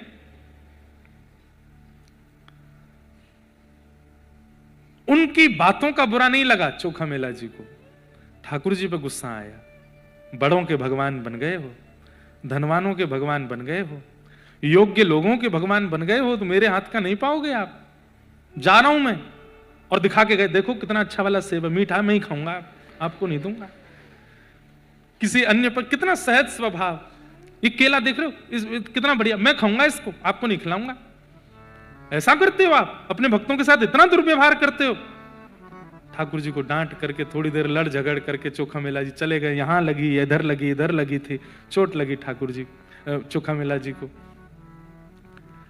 रात्रि में बैठे बैठे बेचारे सिकाई कर रहे थे, अपने सब माता पिता से छुपा रहे थे कि इनको बताऊं ना कि मुझे आज मारा मंदिर में। पंडरीनाथ भगवान से देखा नहीं गया। रात्रि में बैठे थे, तभी सुंदर कस्तूरी की सुगंध आने लगी, सुंदर तुलसी की मालाओं की सुगंध आने लगी। आहा, दिव्य तेज जैसा दिखने लगा। चोखा मेला जी ने जैसे ही देखा, आहा, पुंडली कवरदा हरि विठल, श्री ज्ञान देव तुकाराम, श्री पंडरीनाथ भगवान की। मंदम मंदम चाल, कमर पर हाथ धर के ठाकुर जी मटक मटक के चल के आ रहे हैं। चोखा मेला ने जैसे ही देखा, देख करके प्रसन्न तो बहुत हुआ, लेकिन लड़ने लगा। क्यों आए अब? सुबह तो भगा दिया था, मारपीट के मुझको भगा दिया था। बड़े घरों में जाओ, बड़ी जात में जन्मे लोगों के पास जाओ, मेरे पास क्यों आ रहे हो आप? ठाकुर जी आए, आकर के चोखा मेला को हृदय से लगाया। जहां जहां चोट लगी थी वहां अपने हाथ से सहलाने लगे। बोले चोट लगी? चोखा मेला के तो नेत्र सजल। ठाकुर जी को इतने समीप से पहली बार और प्रत्यक्ष बोलते चलते फिरते ठाकुर जी देखे। 2-3 बार तो उसको मूर्छा जैसी आ गई। ठाकुर जी ने संभाला, अरे संभाल, ऐसे मत कर। आप सच में आए हो? बोले हाँ, मैंने सुबह बहुत डांटा आपको, मुझे क्षमा करना। कोई बात नहीं। सुन, वो फल कहाँ है? तू बोल रहा था बहुत मीठा सेब है, बहुत अच्छा केला है, कहाँ है? खा गया क्या? चोखा मेला बोला, आपको लगता है मैं तो बस चिढ़ा रहा था आपको, मैंने नहीं खाए। तो कहाँ है? जल्दी लेके आना। चोखा मेला लेकर के फल आए। पंडरीनाथ एक बार स्वयं पाते हैं और अपना ही पाकर के अपना प्रसाद अधरामृत चोखा मेला को खिलाते हैं। बोले मेरे पुजारी गंदे नहीं है, कुछ नियम बना दिए हैं इसलिए। तो नहीं, मेरे को कोई मन में भाव नहीं आया। अच्छा हुआ उन्होंने पीटा मुझे। पीटा तो आप आ गए, नहीं पीटते तो आप आते। मेरे साथ कुछ व्यवहार ऐसा किया उन लोगों ने तो आप आ गए ना मेरे पास। मुझे बंधुओं देखो, सम्मान की इच्छा उसी को ज्यादा होती है जिसको अपमान का भय होता है, या फिर अपमान भी उसी का ज्यादा होता है जिसको सम्मान की बहुत इच्छा होती है। चोखा मेला जी को और किसी भक्त को सम्मान की इच्छा होनी ही नहीं चाहिए। उसका अपमान कितना भी करे दुनिया, उसको पता ही नहीं चलेगा। चोखा मेला जी, ठाकुर जी अब पामे फिर पवामे, फिर पामे फिर पवामे। 2-3 फल पाने के बाद ठाकुर जी बोले, अच्छा चल अब बाकी की पोटली बना के मुझको दे दे। चोखा मेला बोले, सब पालो ना। नहीं, ये मैं लेके जाऊंगा, रुक्मणी जी को पवाऊंगा। आज तुम आए थे, तुम्हारे साथ मंदिर में दुर्व्यवहार हुआ, इस वजह से मैंने और रुक्मणी दोनों ने कुछ नहीं खाया। पूरे दिन हम भूखे रहे, आज वो भी भूखी है, तो मैं जाके तेरे ही फल खिलाऊंगा। चोखा मेला जी तो बोले, मुझे सर्वस्व मिल गया नाथ, मुझे सब कुछ प्राप्त हो गया, मैं आ सकता हूं आपके पास? हाँ तू आना ना, मैं करवा दूंगा व्यवस्था, मैं पुजारियों को स्वप्न आदि देके तेरी व्यवस्था कर दूंगा, तू आ जाना। ठीक है मैं आऊंगा, आप जाओ। ठाकुर जी पोटली लेकर के कमर पर टांग के पहुंचे। जाकर के रुक्मणी जी को गर्भगृह में बुला, आओ बैठो, पाओ। दुनिया के 56 भोगों में वो सुख स्वाद नहीं होगा, चोखा मेला के फल पाओ। और पवाने लगे रुक्मणी जी को। प्रेम से रुक्मणी जी पा रही हैं, विठोबा पा रहे हैं। प्रातः काल का समय, काकड़ा आरती होनी थी। जैसे ही द्वार खुले, पंडरीनाथ भगवान के चारों तरफ छिलके पड़े हैं, बीज पड़े हैं। सब लोग देखने लगे, अरे रात में तो मंदिर पूरा स्वच्छ किया था, ये अपवित्र कैसे हो गए? छिलके गुठली कहां से आ गए यहां पर? लोगों का काम है अधूरी चीजों पर अपनी कहानी बनाना। एक बोला मैं बताऊं, बोला हाँ, वो चोखो मेला आया था कल, उसको हमने मार पीट के भगा दिया, तो कहीं से चोरी चुपके, अब उसके ईमान पे बात आ गई ना, उसको हमने मारा पीटा तो चोरी चुपके कहीं से घुस करके पूरे मंदिर में झूठा प्रसाद खा करके छिलके फेंक के चला गया है। एक बार भी ये मन में नहीं आया कि विट्ठल नहीं खा सकते? कितना अविश्वास! मतलब चोखा मेला भीतर घुस गया होगा और खा करके छिलके फेंक करके गया होगा अपवित्र करने के लिए, ये कहानी बनाती। और काकड़ा आरती तो हुई नहीं, सब पुजारी पंडाओं ने डंडा उठाए और लेकर के पहुंच गए चोखा मेला के पास। सो रहे थे चोखा मेला जी, रात्रि के 3-4 बजे खटिया से उठाया, उठा करके पानी माने डाला। तेरी इतनी हिम्मत, तू मंदिर में जाके झूठा! फिर से डंडे आदि मारे उनको। विठोबा तो कहे थे व्यवस्था कराएंगे मेरी, इतना पिटवा रहे हैं। रोने लगे चोखा मेला। वहीं से बोले नहीं आऊंगा विठोबा, मैं नहीं आऊंगा आपके पास। ये कैसा करते हैं आपके सब लोग व्यवहार? आप हंस रहे हो पर चोखा मेला की वेदना देखो। बंधुओं, एक व्यक्ति हमसे अगर हमने जो नहीं किया वह बोल देता है ना, तो कितनी पीड़ा होती है। और यहां सब लोग अगर पीछे पड़ जाएं तो चोखा मेला जी का स्थिति भाव देखो। इतना मारा कि जो रात के घाव थे वो तो खुल ही गए और नए घाव आ गए। बिल्कुल शिथिल अवस्था में चोखा मेला जी रोने लगे। कैसे बताऊं इन सबको कि मैंने नहीं किया? पुजारी बोले अब ये सबक सीख गया, अब नहीं आएगा कभी। लौट करके जैसे पंडरीनाथ के मंदिर में पहुंचे, भीतर से द्वार बंद कर दिया ठाकुर जी ने और ताला लगा दिया अंदर से, और भीतर से सिसकियों की आवाज आ रही है, ठाकुर जी रो रहे हैं। पुजारियों ने जाकर के खूब द्वार खोला लेकिन नहीं खुला। ज्यादा हट करने लगे तो भीतर से रोष में और जैसे कोई रोते हुए स्वर में बोलता है गुस्से में, ऐसे ठाकुर जी बोले निकल जाओ यहां से, नहीं मिलना मुझे तुम लोगों से। किस बात का अभिमान लेकर के बैठे हो? तुम बहुत ज्ञानी हो, बहुत पढ़े लिखे हो, बहुत ऊंचे कुल खानदान में जन्मे हो, तो तुमको अधिकार है मेरी सेवा का।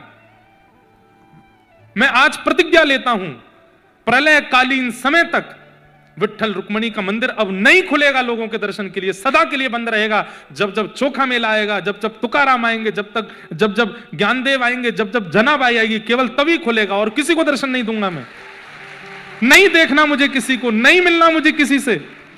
मेरे भक्तों का अपमान करते हो, उनको मारते हो। सारा पंढरपुर घुटने पर बैठ गया, नाथ हमें क्षमा कर दो, हमसे गलती हो गई। हमें आप जो प्रायश्चित कहेंगे, आप कहेंगे चंद्रभागा में डूब के प्राण त्यागो, हम मर जाएंगे, आप जो कहेंगे हम करने को तैयार है। नाथ ऐसे रूठ करके मत बैठो। 3 दिन तक ठाकुर जी ने द्वार नहीं खोले अपने। जब बहुत रोने लगे तब कई भक्तों ने आकर के भी ठाकुर जी के बाहर से प्रार्थना की। तब ठाकुर जी ने आज्ञा की, इसका प्रायश्चित केवल एक है। क्या? स्वर्ण की पालकी लेकर के जाओ और जाकर के चोखो मेला को बैठा करके उत्सव नृत्य कीर्तन करते हुए मेरे मंदिर में लाओ, तब द्वार खुलेगा।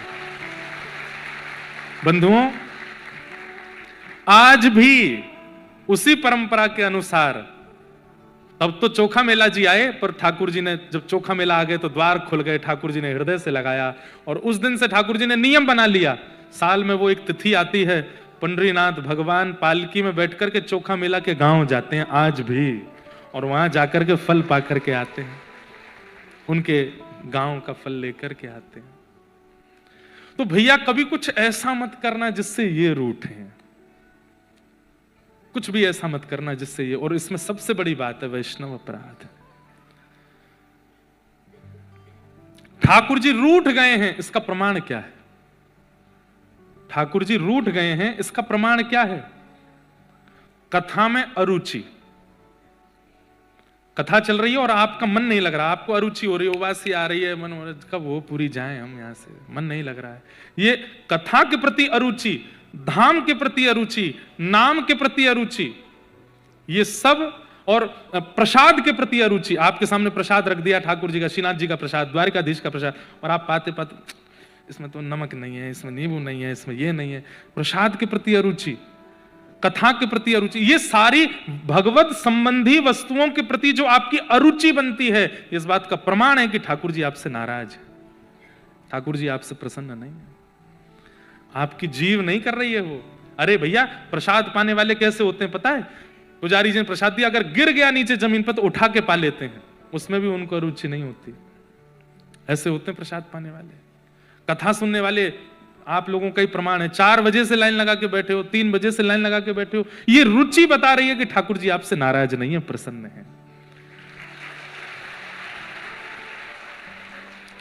अरुचि बनना भगवत संबंधी वस्तुओं के प्रति यह प्रमाण है कि ठाकुर जी आपसे नाराज है।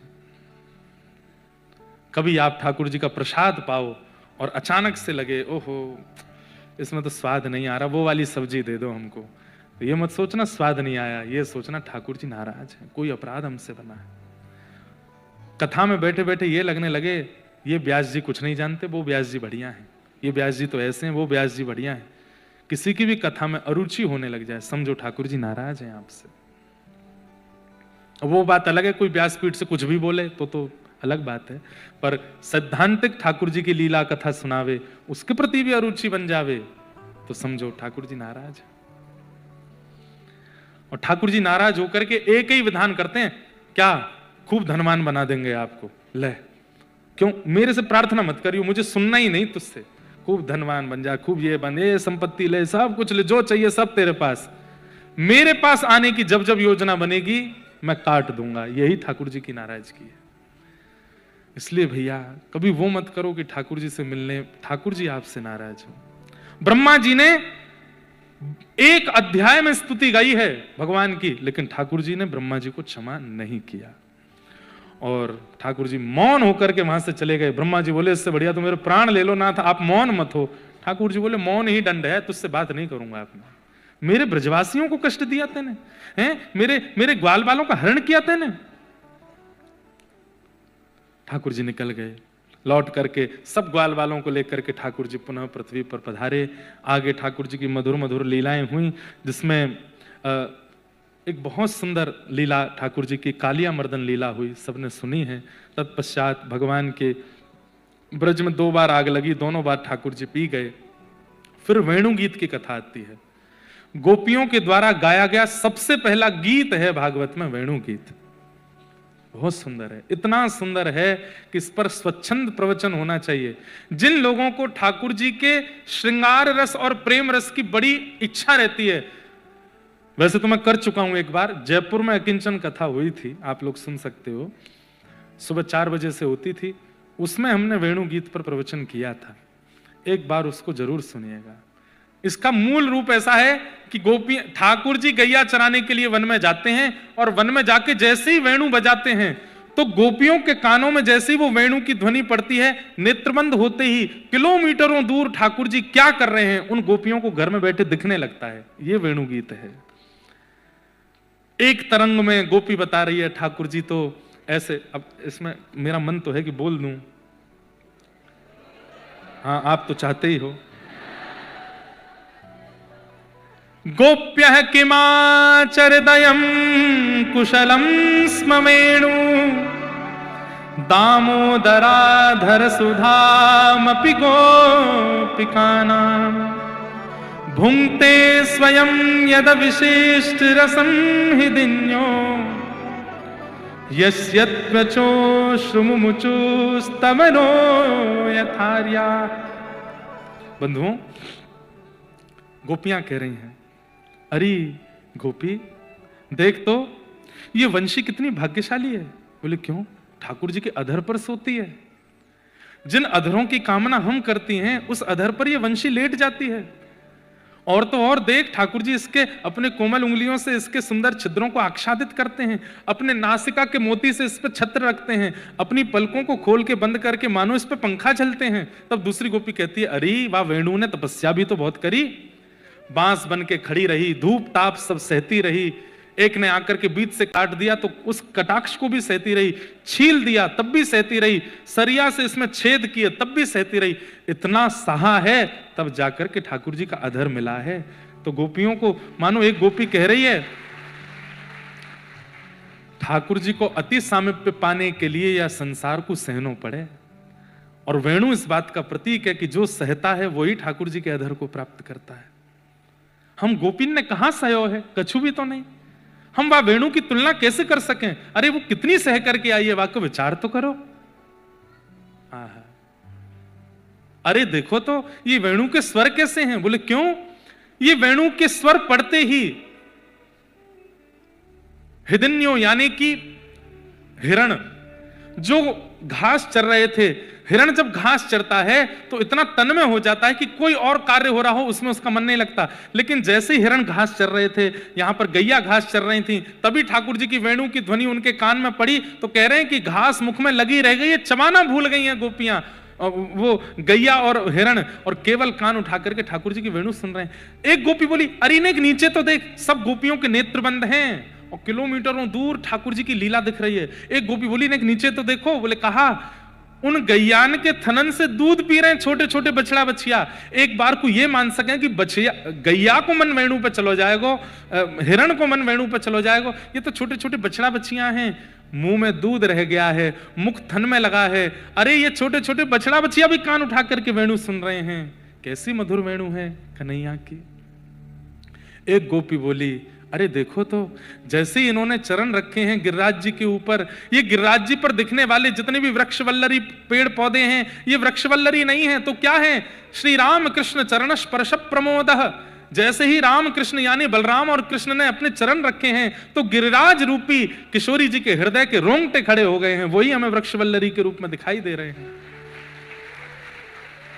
तब एक गोपी बोली, अरे मैं जो देख रही हूं वो तो देखो। बोले कहा, ऊपर को देखो। बोले ऊपर कहा है? जहां जहां श्याम सुंदर चल रहे हैं वहां वहां एक बादल छतरी बना करके ठाकुर जी के ऊपर ऊपर चल रो है, ठाकुर जी के ऊपर छत्र बना करके चल रो है, कहीं ठाकुर जी को अत्यंत धूप आकर के कष्ट प्रदान ना करे। सब गोपियां ठाकुर जी की मधुर उस लीला भाव का चिंतन कर रही हैं। एक गोपी बोली, अरे देखो तो ये कहां भय हो? बोले कहां भय हो?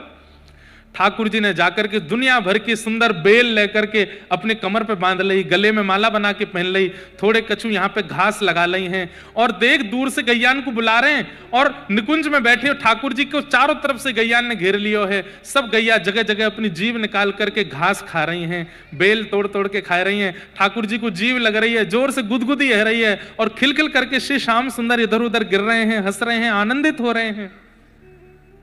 गोपियां कह रही हैं, एक बहुत सुंदर पद है, हम गोपी क्यों हैं?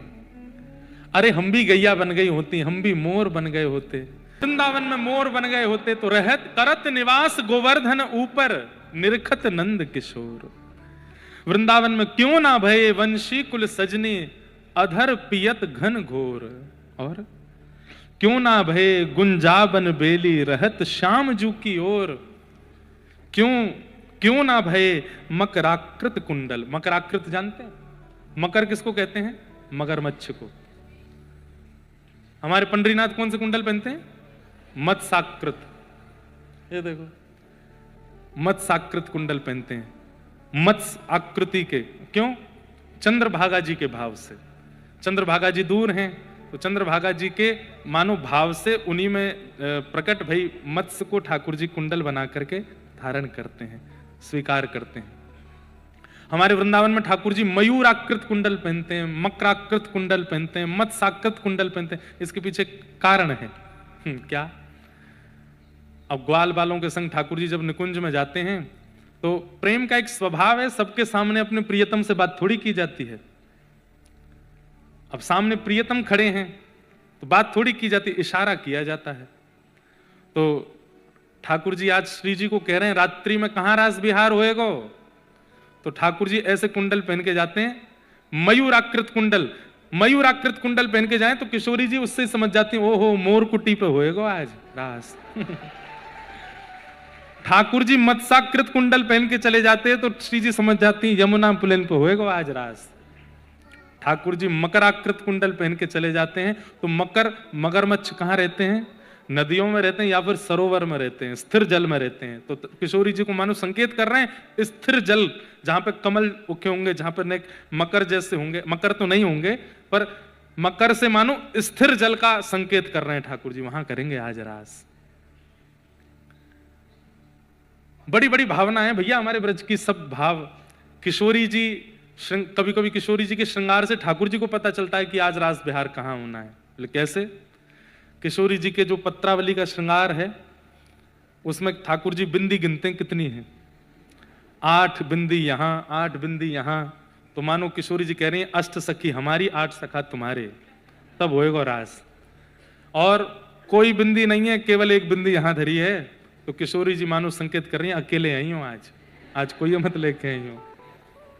ठाकुर जी के किशोरी जी के जो वस्त्र होते हैं उन वस्त्रों के आभूषण ठाकुर जी बड़े गौर से देखते हैं और उससे संकेत लगाते हैं कि आज कौन से वन की किशोरी जी आज्ञा कर रही हैं, वहां रास होएगा। भैया वृंदावन जाकर के ठाकुर जी के रास को पढ़ा कर, ठाकुर जी के श्रृंगार को पढ़ा करो, क्या संकेत कर रहे हैं ठाकुर जी। आज ठाकुर जी ने काले कलर की कछु नीचे धारण कर रखी है, वहां पे आभूषण कैसे वर्ण के हैं, ऊपर मुकुट किसका संकेत कर रहे हैं ठाकुर जी। संकेत के बिना ठाकुर जी का श्रृंगार होता ही नहीं है, हम दावे से कह सकते हैं इस बात को, बस संकेत समझने वाला हो कोई। ठाकुर जी संकेत करते हैं और अगर आपने संकेत समझ लिया तो निश्चित है कि कुछ अनुभव ठाकुर जी का आपको हो जाएगा। संकेत करते हैं ठाकुर जी।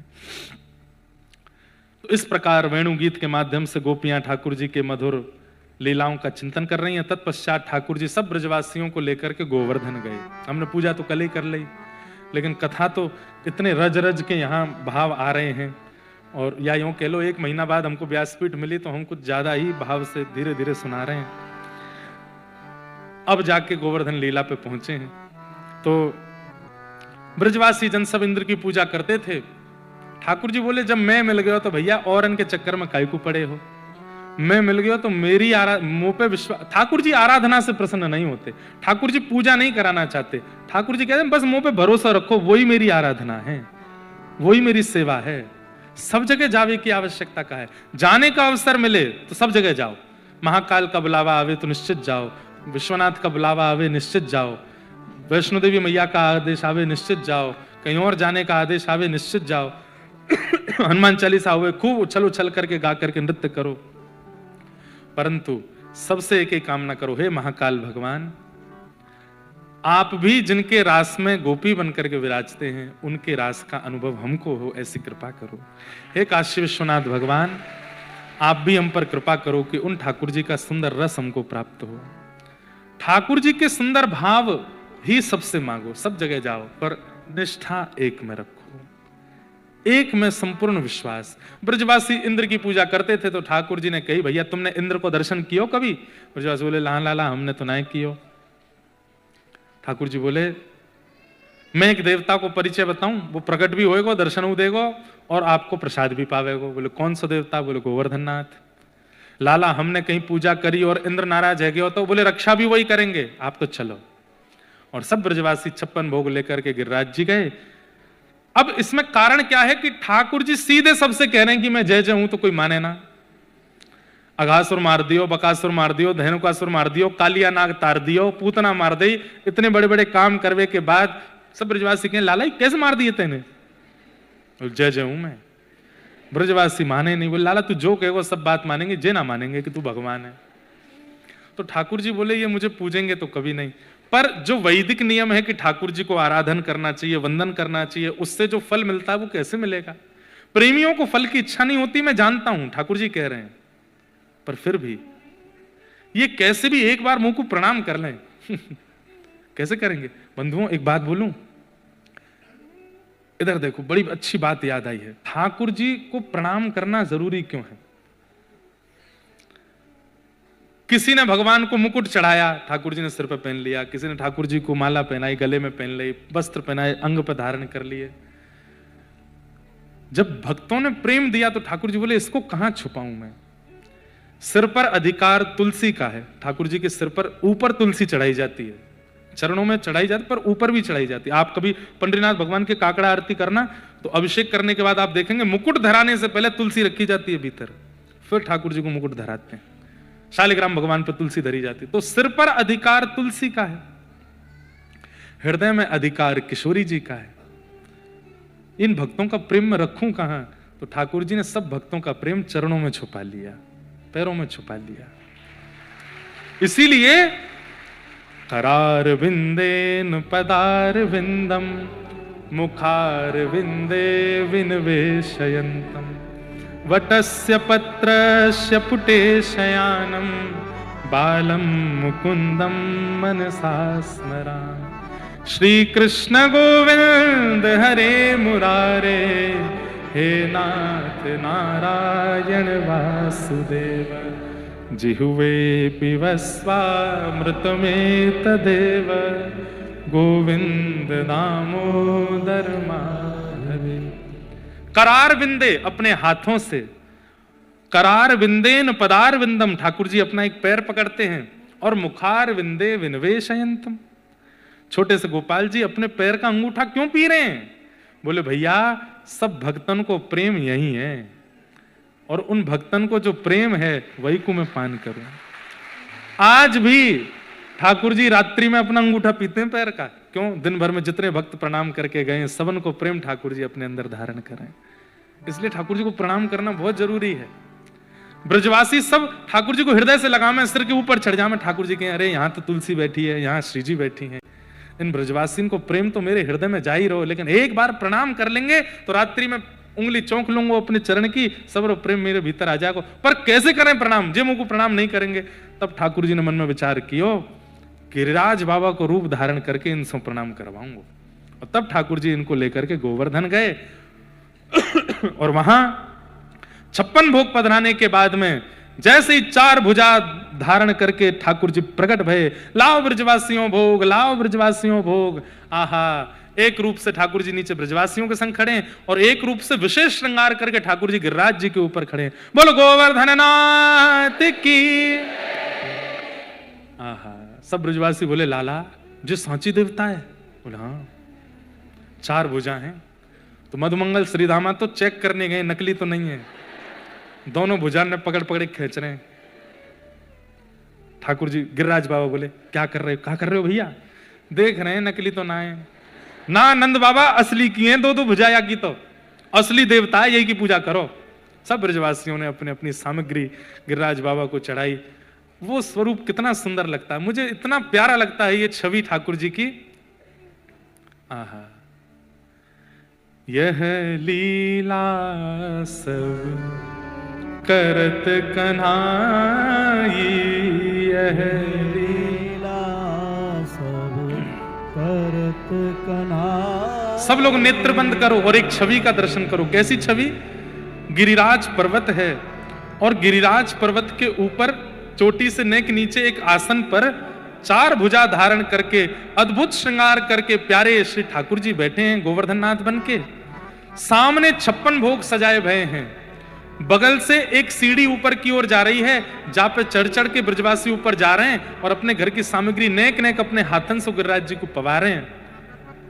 और तब नंद बाबा ने कही लाला जा गिरिराज बाबा को परिचय तय नहीं दियो, या हमारे सबसे पहली पूजा तू ही कर।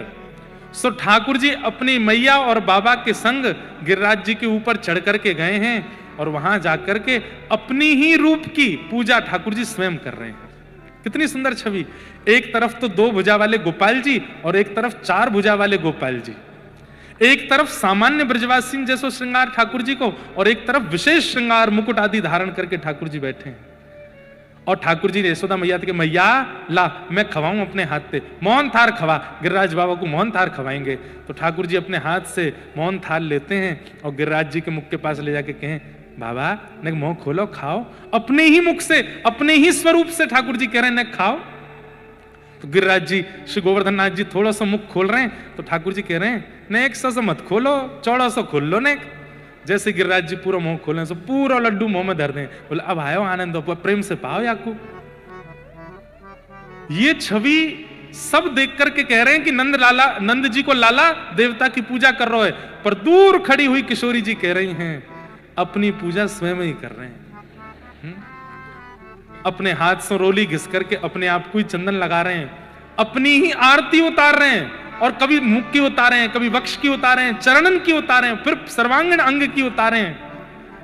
और भैया किशोरी जी के नेत्र तो तब सजल है गए जब आरती करवे के बाद ठाकुर जी अपनी ही बलैया स्वयं लगे रहे हैं, कोई की नजर ना लगे आपको। एक रूप सो गिरिवर पूजे, एक रूप सो गिरिवर पूजे, एक रूप पुजवाई, एक रूप पुजवाई,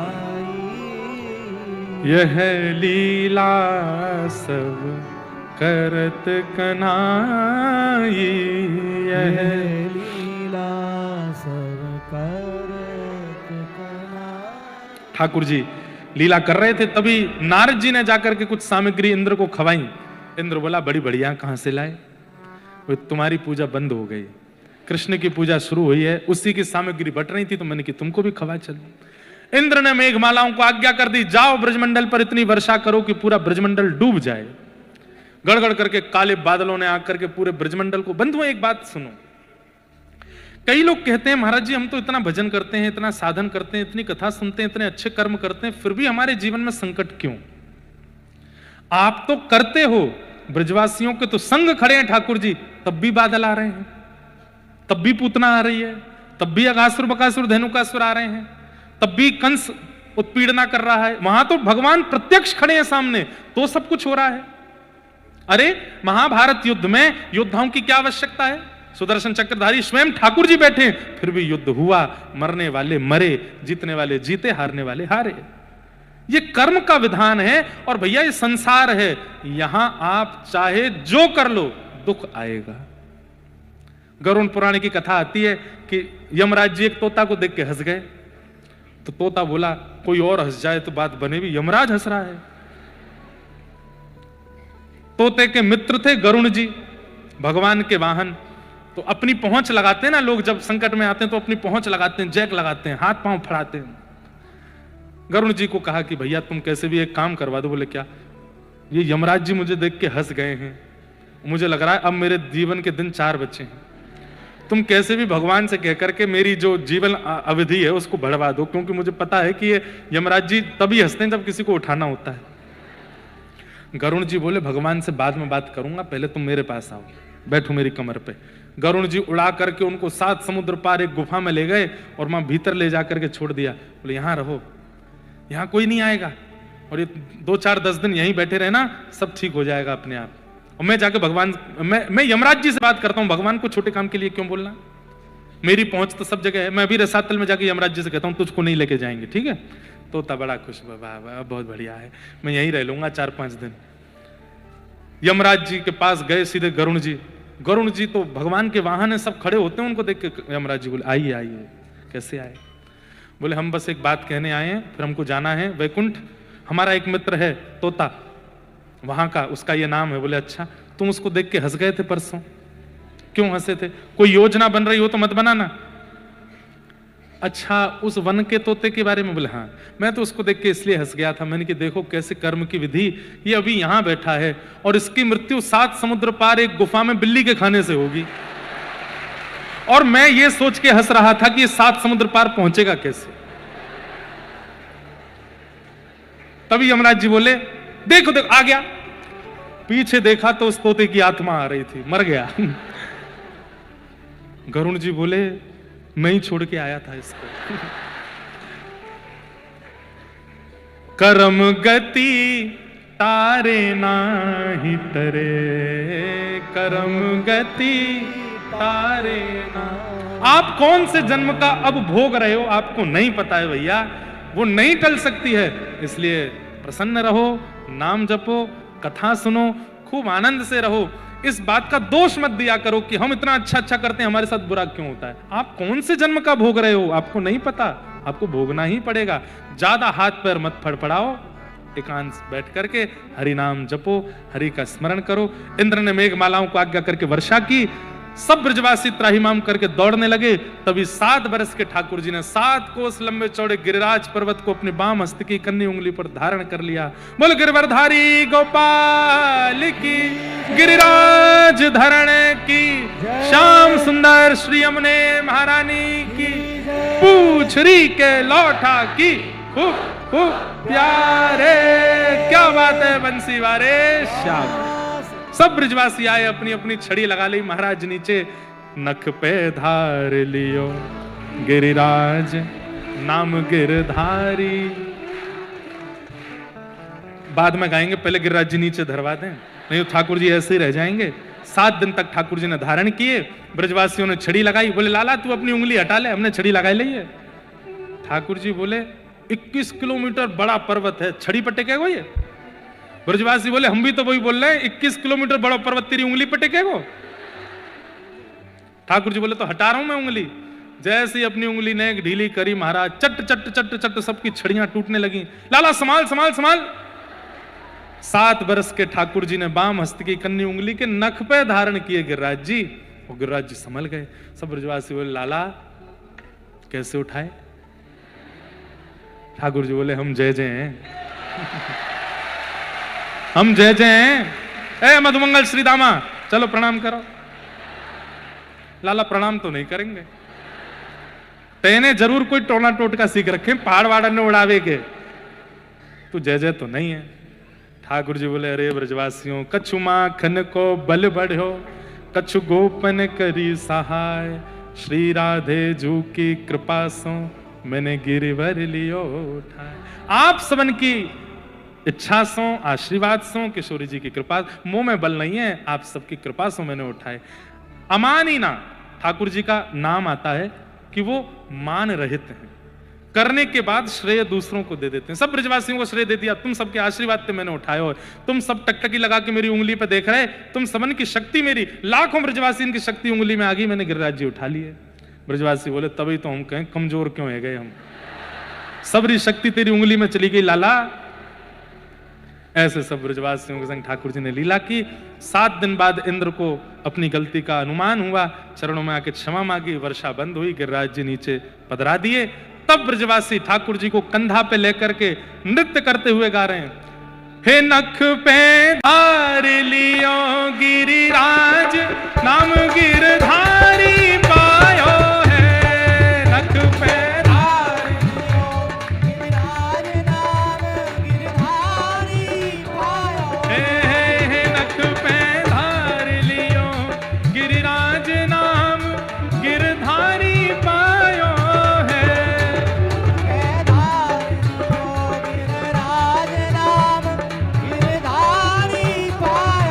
धारी पायो है, नाम गिरधारी पायो है। हाँ धारी पायो है, नाम गिरधारी पायो है। हे नख पे धार लियो गिरिराज, नाम गिरधारी पायो है। नख पे धार लियो गिरिराज, नाम गिरधारी पायो है।